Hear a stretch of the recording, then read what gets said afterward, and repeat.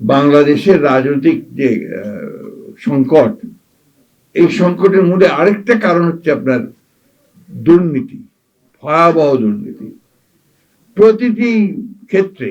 এই যে আপনার সামাজিক সুরক্ষার কথা উঠেছে, আলোচনা হচ্ছে, সিস্টেমটাই এমন হয়েছে রাষ্ট্রের যে তাতে করে সে দখল করে নিয়েছে।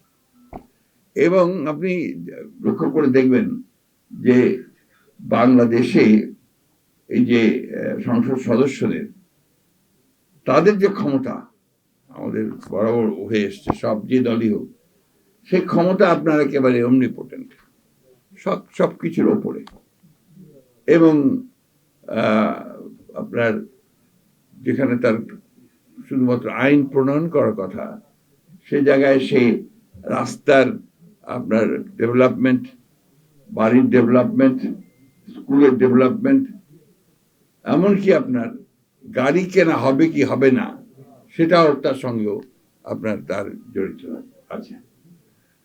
এই যে বিষয়গুলো, এগুলো আমার কাছে মনে হয় যে আপনার এগুলো হঠাৎ করেই একটা বিচ্ছিন্নভাবে এই সুরক্ষার বিষয়ে আলোচনা করে সমাধান করা যাবে বলে আমার কাছে মনে হয় না। তুমি যে বেগুন গাছ লাগাও, সেখান থেকে তো তুমি কমলা লেবু আশা করতে পারো না।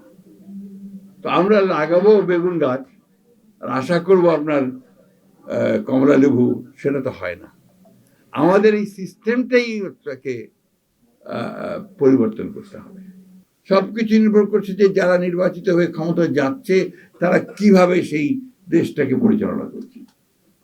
আওয়ামী লীগকে তো ভোট দিয়েছিল, তাই না? একেবারে প্রথমে 2008 সালে ভোটই তো দিয়েছিল।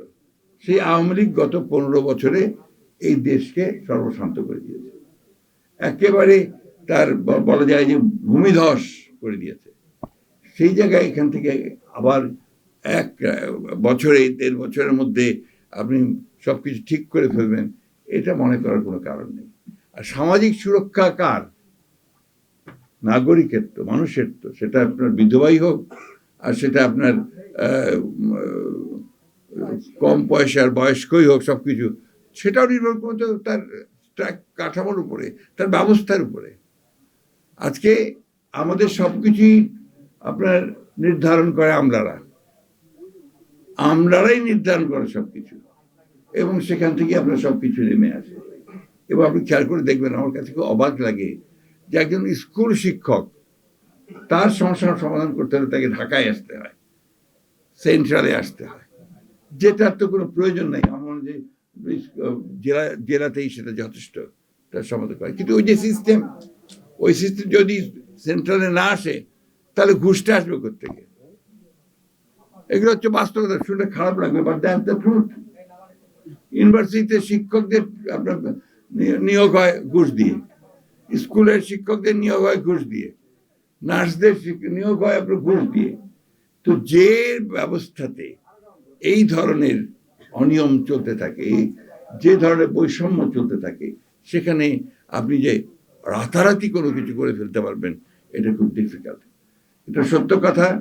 ওয়েলফেয়ার স্টেটের কথা এসছে, আপনার কল্যাণমূলক রাষ্ট্র। আমরা তো এখন আর বিপ্লব করতে পারছি না।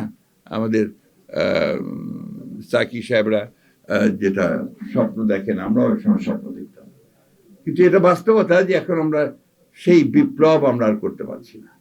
তো আমাদেরকে এখন এই ওয়েলফেয়ার স্টেট, এই কল্যাণমূলক রাষ্ট্রের কথা চিন্তা করেই এমন সিস্টেমের মধ্যে যেতে হবে, যে সিস্টেমের মধ্যে দিয়ে আমরা আমাদের নির্বাচিত প্রতিনিধিরা আমাদের সেই অন্তত মিনিমাম, ন্যূনতম যে ন্যায় বিচার, সেই ন্যায় বিচারটা নিশ্চিত করবে জনগণের।